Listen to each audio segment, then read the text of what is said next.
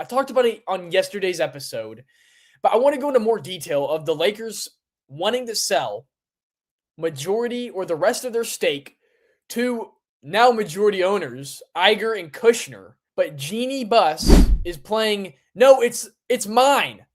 It's mine game, and is refusing until she approves of it. The rest of her siblings want to move on and are uniting to go against her decision. It's a 17.8% stake. Jeanie Buss is the controlling owner of the LA Lakers, and to be a controlling owner, you have to own 15% of the LA Lakers. She doesn't want to give that up. Last year, when the Buss family agreed to sell to Mark Walter, who just sold a year later the Lakers for $12.5 billion.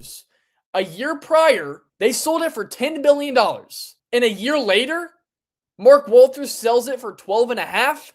That doesn't make any sense. And the Buss siblings came out saying they felt rushed and misled during the process. Mark Walter heads out of the office, heads out of the front doors with $2.5 billion in his pocket. Jeanie Buss needs out. Since she's been the owner, there has been a plethora of front office hires that have been very questionable over the years. When she went to go hire Linda Rhombus and Kurt Rhombus, who were given extreme advisory power, they went out and constructed a poor roster and many coaching hires that were very questionable that hurt the organization even when LeBron James had his stint with LA. Probably a big reason why LeBron didn't want to stay with LA because of all the nonsense that's been happening in the front office. Rob Pelinka is a huge reason for that. The GM who went to go Russell Westbrook, well, that was a disaster.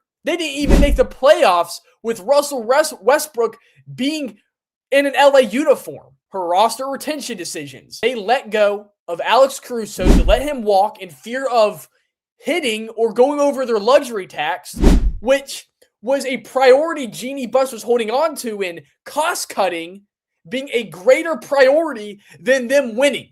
She feared trading future draft picks to secure high-level role players. Majority of her siblings tried to cut her power multiple times, but she continued to fight it off. It's like the family of Malcolm in the Middle owning this franchise. It is destruction. It is dysfunction. It is a madhouse.